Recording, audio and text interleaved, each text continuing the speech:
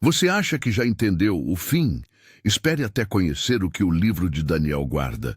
Não só histórias de coragem, mas uma série de visões que colocam toda a história humana sob o dedo de um Deus que governa reis, derruba tronos e escreve destino na parede. Hoje eu quero te levar por esse livro como quem abre uma carta lacrada. Cada página revela uma verdade que, se aceita, muda a maneira como você vê poder, sofrimento e esperança. Prepare-se para ser chocado, no melhor sentido, pela soberania de Deus. No começo, havia jovens arrancados de sua terra, jovens que poderiam ter se perdido no anonimato de uma corte estrangeira. Em vez disso, escolheram não apagar suas raízes. A história de Daniel e dos seus amigos começa exatamente aí, em exílio, em pressão cultural, diante de mesas opulentas, onde se servia aquilo que para eles significava pecado e conformismo. Eles tinham duas alternativas: dobrar o joelho ao novo mundo ou manter a fé, mesmo quando isso parecia suicídio social. Eles escolheram fidelidade, e essa escolha mudou tudo. Imagine o cenário. O palácio babilônico, dourado e ruidoso, jovens hebreus, trazidos para o serviço do rei, a corte fervilhando de cosmopolitas que falavam com autoridade sobre leis, comida, rituais. Entre eles, Daniel, Ananias, Misael e Azarias. Nomes hebraicos que, na língua da corte, ganham outras formas, outras identidades. A intenção do império era clara: reprogramar. Mas há algo que nenhum decreto imperial consegue reescrever: a consciência moldada pela aliança com Deus. Eles foram postos à prova desde o começo. Aos convidados do rei vinha um cardápio que representava o mundo: iguarias consagradas a deuses estrangeiros, banquetes que buscavam aculturar os conquistados. Daniel, de maneira discreta mas firme, pede uma alternativa: uma dieta de vegetais e água. O gesto pode parecer pequeno, mas é simbólico. Recusar a comida do rei era recusar ser refeito à imagem do império. Daniel não faz escândalo, ele propõe um teste, mas por trás do teste está uma convicção. E o que vem a seguir não é mera pontuação moral. É o começo da intervenção divina na vida desses jovens. Depois de dias sob uma dieta simples, sua aparência e sabedoria brilhavam. A corte sentiu que havia algo diferente neles. Essa diferença abriu portas.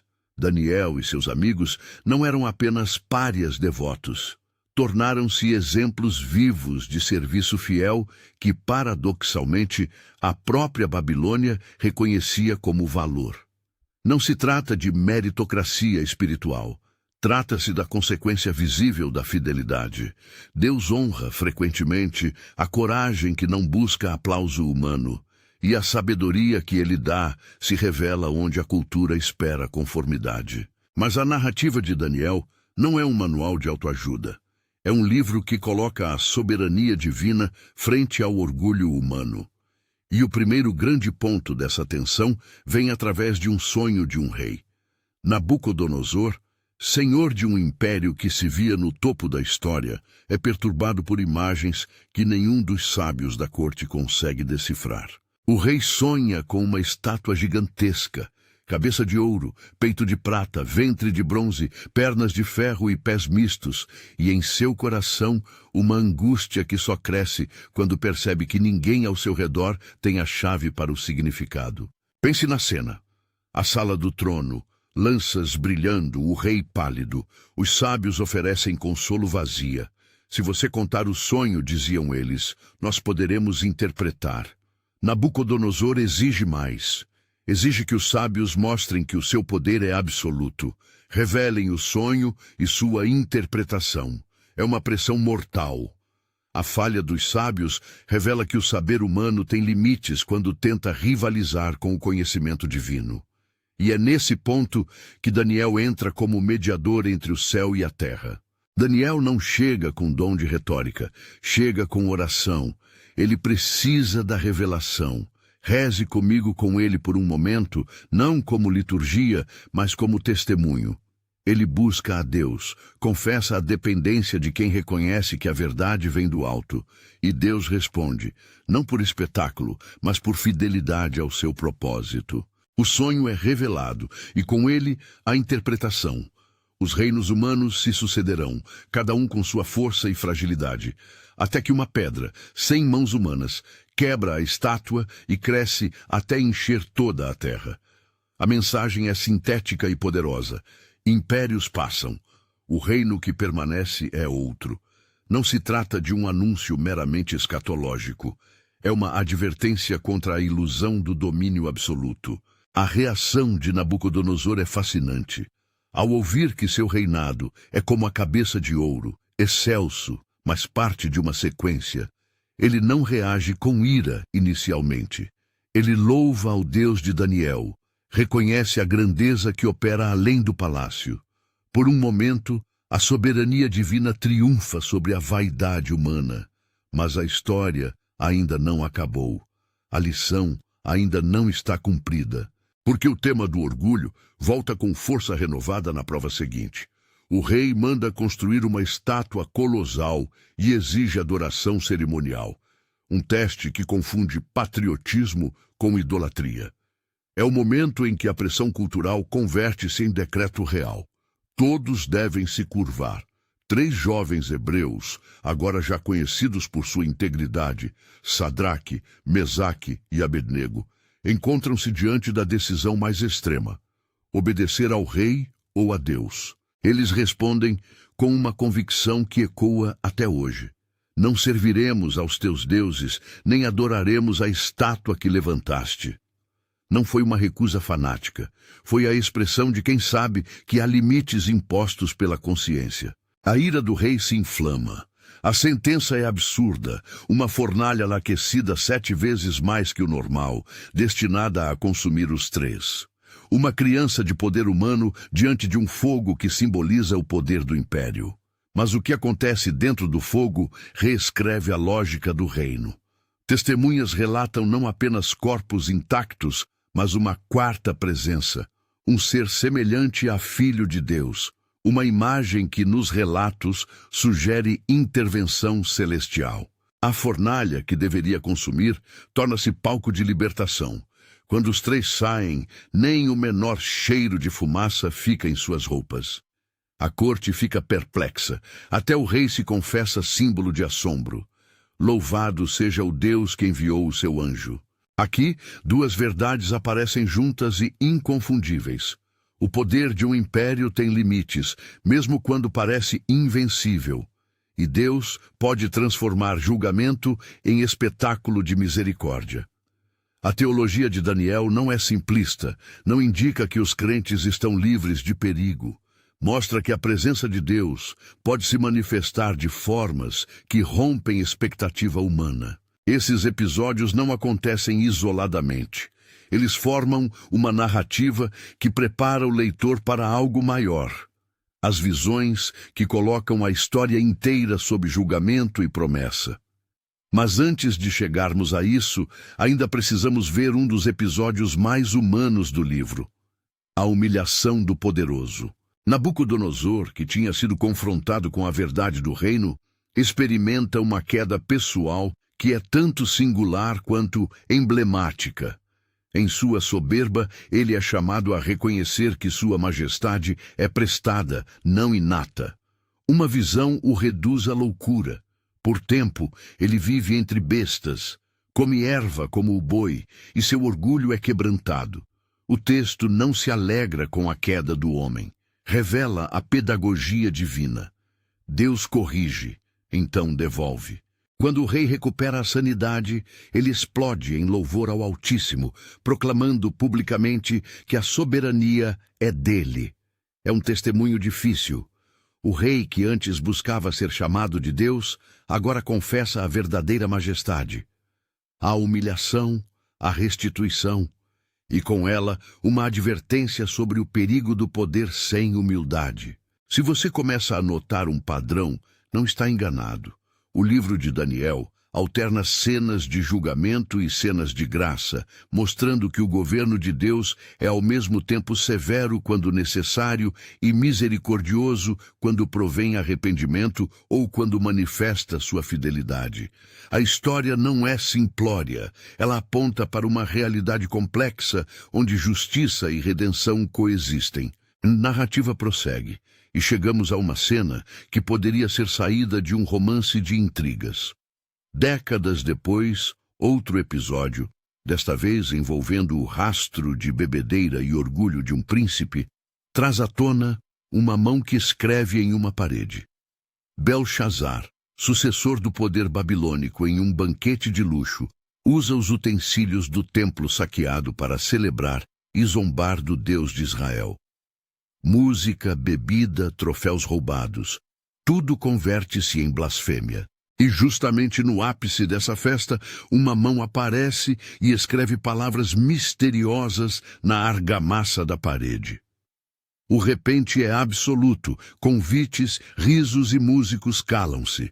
A festa vira tribunal em um piscar de olhos. Os sábios e conselheiros são chamados. Ninguém pode decifrar as palavras. O medo se instala. É nesse vazio que Daniel é convidado à presença real, não por merecimento, mas pelo reconhecimento daquilo que o Deus de Daniel articulou no passado. Há mais nesse homem do que títulos humanos podem explicar. Daniel é chamado, e com sua habitual mistura de coragem e sabedoria, interpreta o que está escrito. A escrita anuncia o fim. A mão anuncia o juízo. A leitura é direta e devastadora. Aquilo que parecia seguro vai cair. O rei, que havia ligado sua glória a uma boemia de ostentação, vê seu mundo desabar. A noite termina com a queda repentina do reino. Repare como as imagens se acumulam. Uma estátua que se fragmenta. Uma fornalha que se torna testemunho de libertação. Um rei humilhado. E um palácio interrompido por uma escrita invisível. A narrativa tece símbolos que apontam para algo mais amplo do que episódios isolados. Deus não age como um árbitro à margem.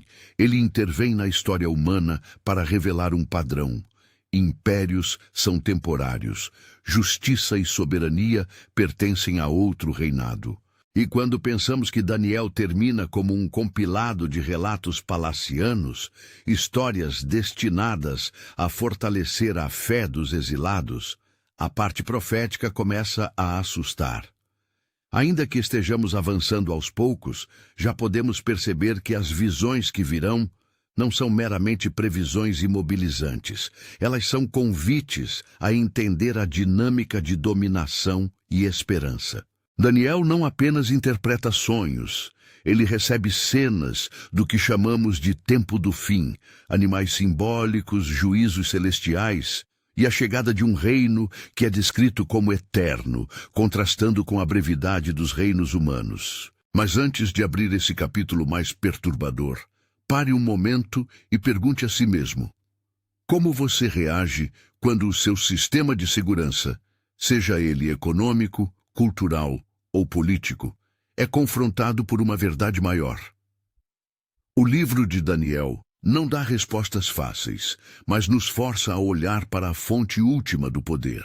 Ele nos chama a sermos leais quando a sociedade pede conformidade, a ser corajosos quando a pressão é para ceder, e a confiar que a história não é um caos sem rumo, mas tem um autor. Se esta mensagem está falando com você, se você deseja mergulhar mais fundo nessas imagens, visões que chocam e libertam, inscreva-se agora para não perder as próximas partes deste estudo. Prometo que vamos avançar com cuidado exegético, com reverência pelas imagens celestiais e com atenção às muitas interpretações que existem sobre esses textos. Voltando ao fio da narrativa, depois da queda de Babilônia e do fim de Belshazzar, a cena se desloca novamente para Daniel, não mais apenas como intérprete de sonhos e salvador de amigos, mas como figura que atravessa regimes. Sob reis sucessivos, seja Nabucodonosor restaurado, seja Ciro que inaugura uma nova ordem, Daniel continua sendo marcado por fidelidade. E essa fidelidade viria a ser testada numa das provas mais agudas da sua vida, a chamada Cova dos Leões, um episódio que, embora ainda esteja por vir em sua totalidade, começa com a política de um novo governante. Dario, o medo do poder centralizado, instala estatutos que parecem mais instrumentos de intriga do que de justiça. A habilidade política de Daniel, sua integridade e a inveja que isso gera em conselheiros ambiciosos levam-no a um decreto fatal. A lei que proíbe pedir qualquer coisa a deuses ou homens por 30 dias, exceto ao rei. A intenção é clara: prender Daniel pela prática religiosa. Seu crime? Orar. A acusação é absurda, mas eficaz. A justiça do império age com frieza. Quem desobedece será atirado aos leões. Daniel, no entanto, não inova em estratégia. Repete a fidelidade de sempre. Ele volta para casa, sobe ao seu quarto com as janelas abertas em direção a Jerusalém e ora. Sua oração não é uma recitação roteirizada, é confissão e súplica, e é significativa a forma como o texto nos mostra isso, não como um manifesto público, mas como o hábito íntimo daqueles que permanecem firmes. A conspiração política se realiza, e Daniel é lançado na cova, onde noites de espera e o rugido de animais simbolizam o confronto final entre fé humana e aparente poder natural. A tensão é máxima. Os inimigos celebram precocemente, os reis vivem a contradição entre a lei e a compaixão. Mas antes de nos entregarmos ao desfecho, que será contado com cuidado, devemos perceber algo essencial sobre a dramaturgia do livro. Deus frequentemente responde de maneira que reconfigura não só o destino do justo, mas a própria consciência do poder humano. Livramentos e julgamentos operam não para construir uma religião de fórmulas, mas para revelar a quem pertence a governação última. Enquanto nos preparamos para acompanhar o episódio dos leões e logo depois a ascensão de visões mais complexas, bestas que saem do mar, o ancião de dias no tribunal celestial e a figura do Filho do Homem que recebe domínio eterno, é importante lembrar das restrições desse texto. Ele nos traz imagens, não sempre respostas fechadas. Quando falamos de 70 semanas, ou de 2.300 tardes e manhãs, não estamos sendo absolutos. Há tradições de leitura diversas e debates sérios entre estudiosos. O que segura o fio condutor é este princípio. A história tem uma finalidade, e essa finalidade aponta para um reino que persiste além dos reinos humanos. Antes de seguirmos, olhe para a sua própria vida. Há momentos em que a pressão social exige capitulação. Há momentos em que o orgulho é confundido com força. Há momentos em que nos sentimos expostos, como Daniel, diante de decisões que parecem poder nos destruir. A leitura do livro nos convida a escolher fidelidade, não por garantia de conforto, mas porque há um autor da história. Esse convívio com a soberania dá densidade à esperança. Não é uma fuga mística, mas uma coragem fundamentada. E se até agora essas histórias te chocaram, se a ideia de uma mão que escreve num banquete, de uma fornalha que se transforma em palco de libertação, de um rei que perde a razão apenas para encontrá-la na confissão, então prepare-se. A sequência que vem a seguir mergulha numa linguagem apocalíptica que, por vezes, pode assustar quem espera datas e nomes precisos. Daniel trata de grandes símbolos, animais que representam impérios, chifres que simbolizam soberbias, períodos que sugerem uma padronização do tempo humano sob o juízo divino. Mas o que realmente choca não é a cronologia, é a ideia de que, em última instância, a história não é um acaso. Ao terminarmos este bloco da nossa jornada, onde vimos jovens se manterem firmes, reis serem confrontados, fogo se tornar testemunho e mãos escreverem verdictos, paira uma pergunta sobre a qual retornaremos. O que fazer quando o mundo que você conhece começa a ruir, Daniel nos mostra 3 respostas práticas, cada uma com peso teológico: fidelidade, oração e entendimento. Fidelidade em ações, oração como sustentação íntima, entendimento como busca contínua, sempre humilde diante de mistérios não totalmente desvendados. E a escrita na parede, aquela intervenção abrupta no coração de uma celebração de impiedade, permanece como o sinal de que nenhuma festa humana pode neutralizar a voz do juiz. A mão que escreveu não pediu audiência. Apareceu. Suas palavras cortaram o ruído do banquete como uma faca. Quando ouviremos novamente o eco desse gesto? Quando veremos outra mão interrompendo a festa do poder? Talvez já estejamos vendo em pequenas formas, em colapsos de confiança coletiva, em quedas inesperadas de regimes, em escândalos que abalam instituições. A diferença, no entanto, é que Daniel coloca tudo isso sob o crivo de uma intenção divina, não de um acaso cruel. Por agora, deixo você com a imagem daquela sala de banquete ficando fria, os pratos esquecidos e a sombra da escrita pairando sobre todos. Há capítulos ainda por vir.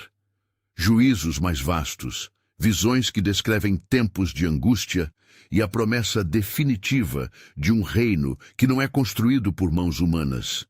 Mas antes de abrirmos essas portas, peço algo simples.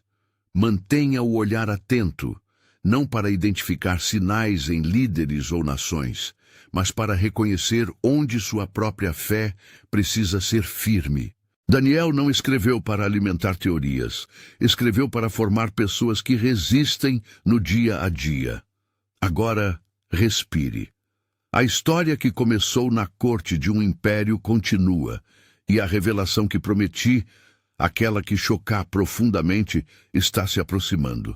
Ainda há cenas a serem contadas, bestas que rugem, o tribunal do ancião de dias, o destino do filho do homem e as semanas que deixam intérpretes divididos. Em breve, nos aprofundaremos nessas visões, confrontaremos as interpretações e buscaremos respostas práticas.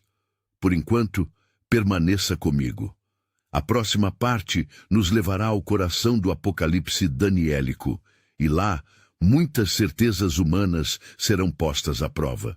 As portas do mundo visível se fechavam para Daniel, outras se abriam nas trevas do espírito. O que vinha a seguir não é só imagética estranha, é uma cartografia da história escrita em símbolos que ardem na imaginação. Imagine novamente o homem que já havia sido intérprete de sonhos e provedora de esperanças para reis humilhados, agora confrontado com uma visão que transborda violência e majestade ao mesmo tempo. 4 feras terríveis emergindo das águas, cada uma diferente da outra, vindo de um mar revolto, o mar da humanidade confusa e agitada. Não pense nelas como simples bestas.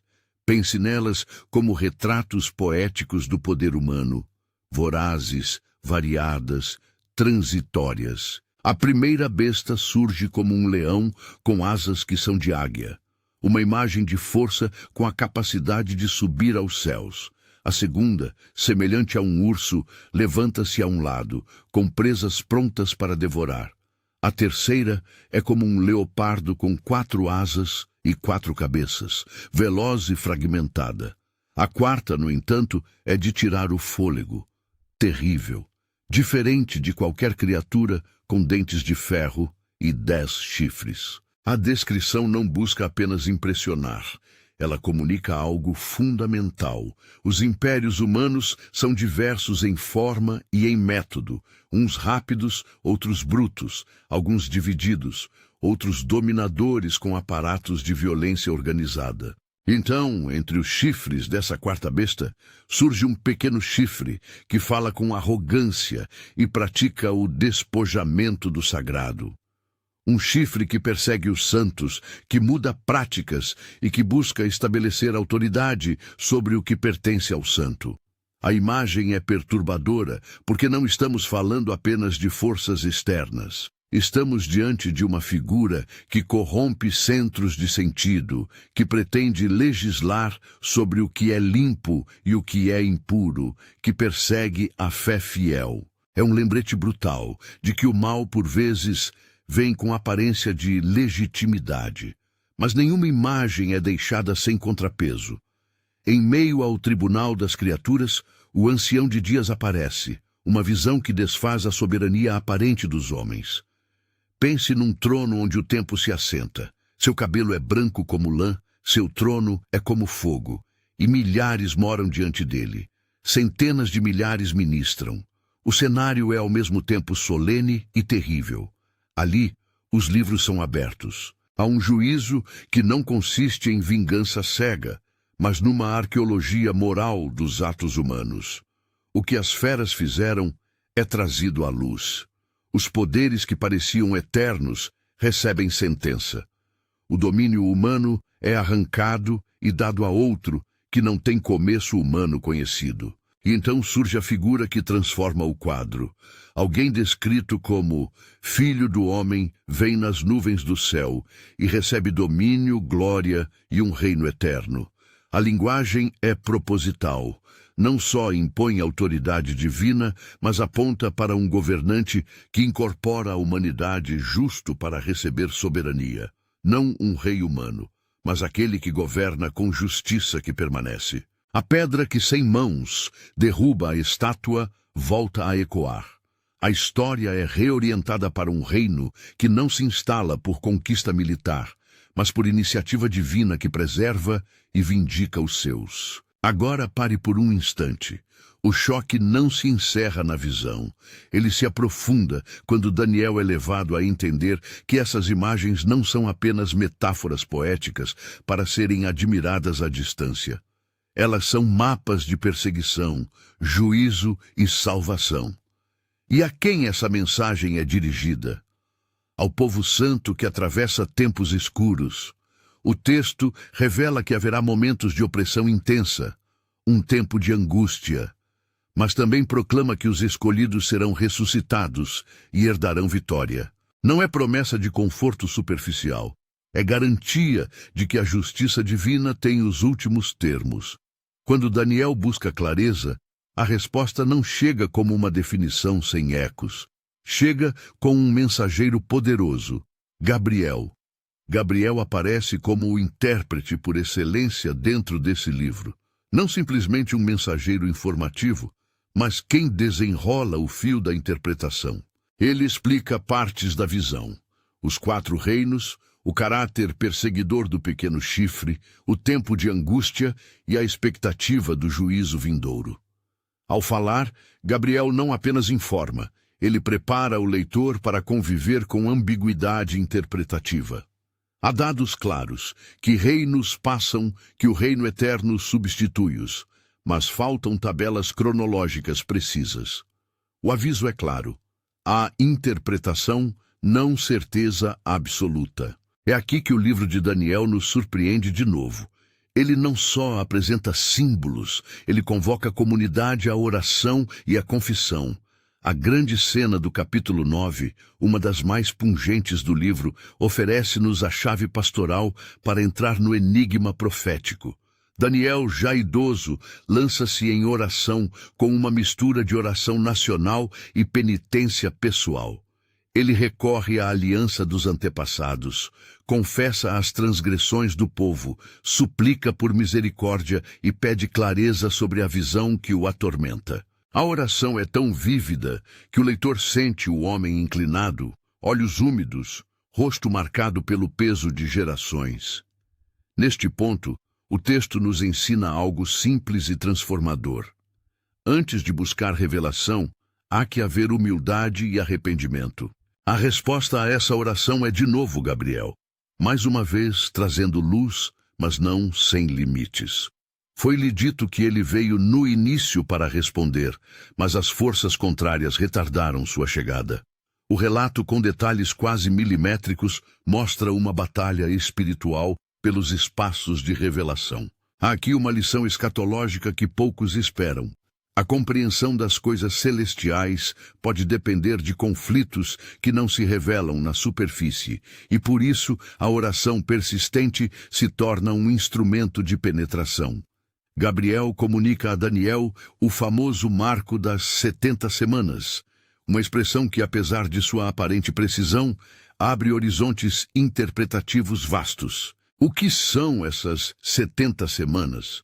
O texto apresenta essa medida como um período concedido para que certas coisas ocorram: o término da transgressão, o fim do pecado, a expiação da injustiça, a chegada da justiça eterna.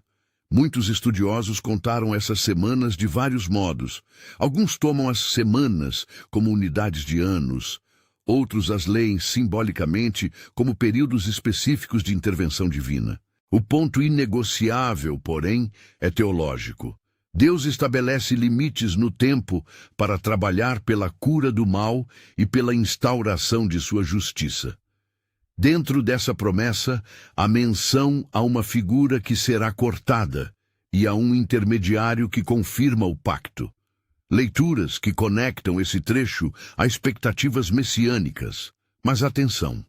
O texto nunca permite que transformemos esse cálculo em data fixa sem reconhecer a multiplicidade de leituras sérias. Algumas tradições leem essas semanas em chave histórica imediata.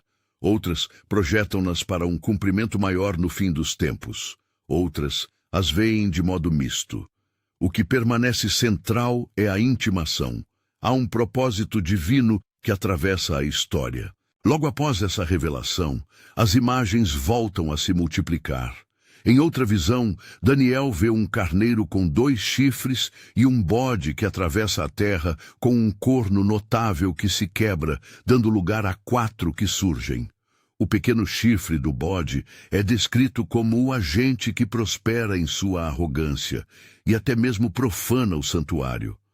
Aqui, novamente, o livro usa linguagem simbólica para falar de forças que se levantam contra o santo e tentam reescrever as normas. A interpretação de Gabriel identifica tendências históricas concretas, ascensão e queda de poderes, sem, contudo, permitir que o leitor feche a caixa interpretativa.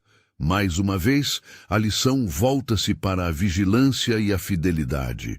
Reconhecer as pressões que desafiam a prática da fé e resistir com coragem. Dentro dessa narrativa profética, surgem também números que desafiam a paciência dos intérpretes, os tais 2.300 tardes e manhãs, e em seguida, menções a 1.290 e 1.335 dias.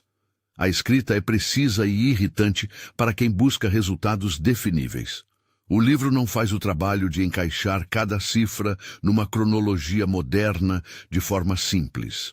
Em vez disso, oferece medidas que forçam humildade epistemológica. Há leituras que aproximam os números de períodos de profanação do santuário ou de restrições religiosas. Outras os veem como símbolos de tempo de prova e purificação. A recomendação obrigatória do texto é esta: reconhecer a pluralidade de interpretações e manter a fé nas promessas centrais, mesmo quando os cálculos não se acomodam. Quando avançamos para os capítulos últimos, a cena dramática parece intensificar-se. Anjos lutam, reis se enfurecem, decisões políticas se tornam dramáticas. Surge então a figura de Miguel, o príncipe protetor do povo de Deus, um arquétipo de proteção celeste. Michael não é apresentado como um substituto humano. Ele é a presença que sustenta a esperança comunitária em meio ao conflito internacional. O texto, ao falar de Miguel, aproxima a escatologia da pastoral. Não estamos sós nos embates que ameaçam nossa continuidade. Existe, segundo esse livro, uma defesa que atravessa as camadas da história. E quando se trata do destino final, Daniel descreve uma cena de ressurreição e de recompensa. Aqueles que dormem no pó da terra despertarão, uns para a vida eterna, outros para a vergonha perpétua. Essa é talvez a nota mais perturbadora e mais consoladora do livro. perturbadora porque lembra que a história humana é moralmente avaliada, consoladora porque afirma que injustiças não ficarão sem resposta. A imagem final não é um calendário fechado que permite aos curiosos predizerem eventos futuros com precisão. É antes uma afirmação teológica. A vida tem julgamento, mas também promessa de restauração. Permita que eu insista numa ideia que atravessa todo o livro e que deveria chocar mais profundamente nossa visão de mundo.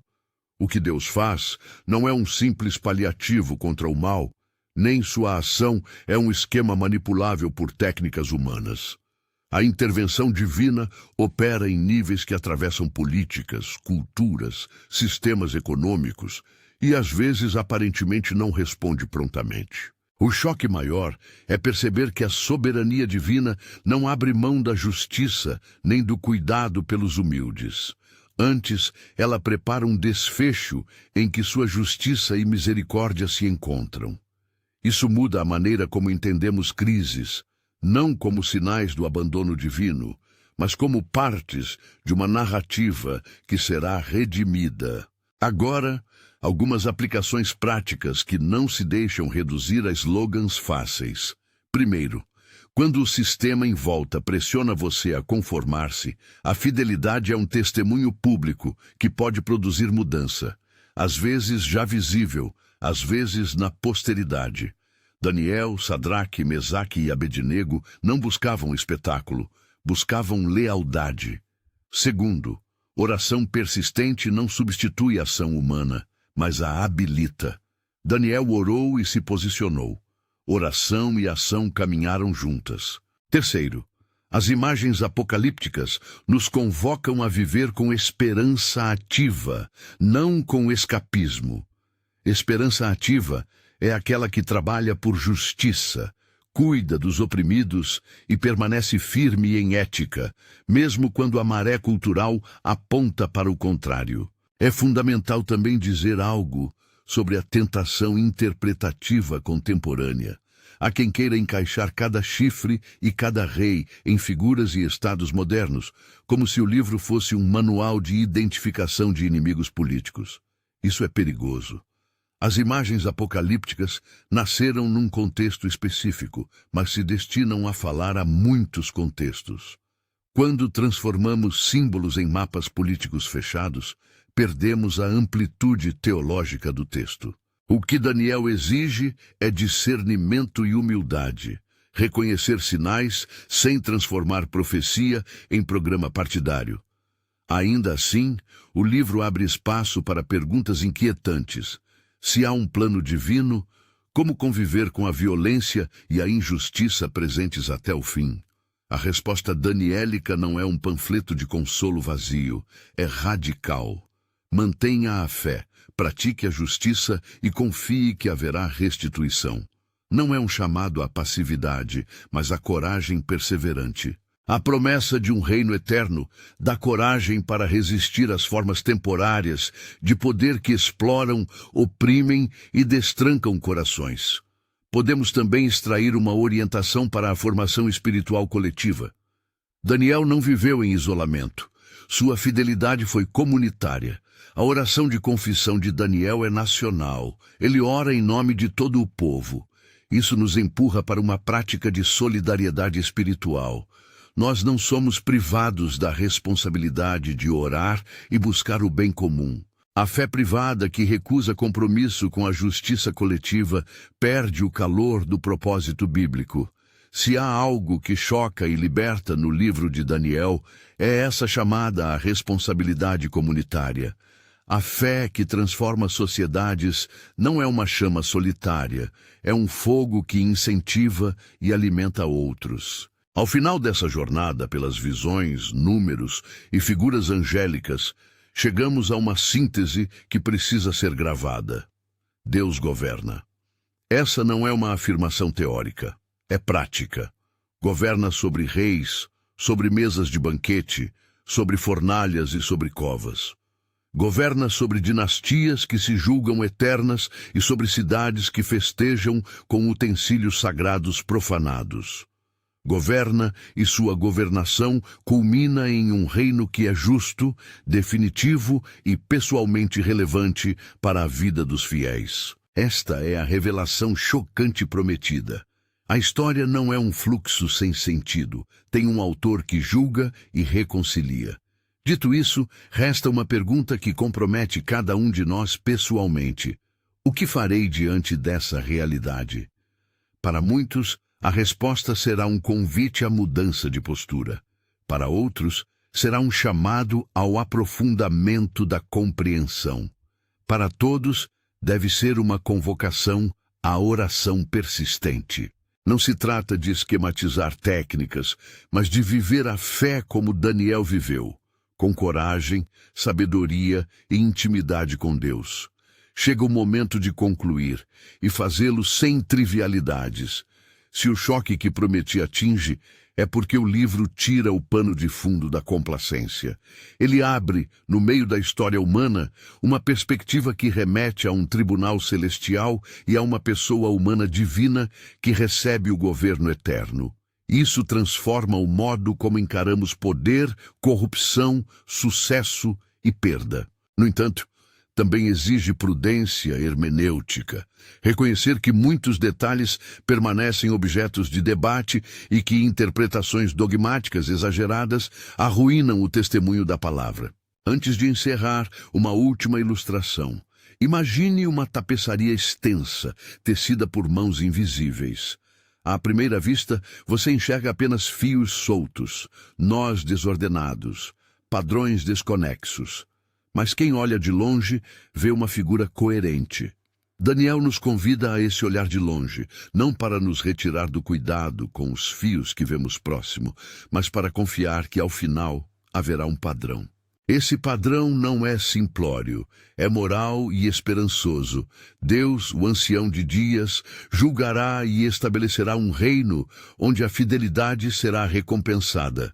Se esta mensagem tocou você, se despertou perguntas, se abriu a necessidade de caminhar com mais firmeza, há um passo prático: aprofundar o estudo com materiais que abordem tanto as imagens quanto as questões hermenêuticas. Você encontrará um guia de estudo gratuito na descrição para quem deseja seguir passo a passo este livro e explorar as interpretações sérias das 70 semanas, dos períodos numéricos e das visões angélicas. Baixe-o e estude com cuidado. Compartilhe com alguém cuja fé precisa de coragem. E agora, fechemos com oração. Não uma liturgia mecânica, mas uma entrega sincera diante daquele que conhece os reis e as cidades, os medos e as esperanças. Senhor, reconhecemos que muitas coisas nos escapam. Confessamos que, por vezes, cedemos à pressa de julgar o presente sem entender a história inteira. Dá-nos humildade para permanecer firmes quando a cultura nos pressiona, coragem para confessar quando erramos e perseverança para orar quando a luz demora a chegar. Consolida-nos na fé que não busca atalhos, mas que se sustenta na promessa de que o teu reino vindicará a justiça. Protege-nos como protegeste os fiéis nas fornalhas e nas covas. Sustenta-nos como Michael protege o povo que confia. E quando a hora vier, que possamos estar entre aqueles que se levantam para a vida. Amém. Que a reverência por essa revelação nos acompanhe. A história tem autor e o autor é fiel. Se deseja continuar, baixe o guia e caminhe conosco nesta exegese cuidadosa.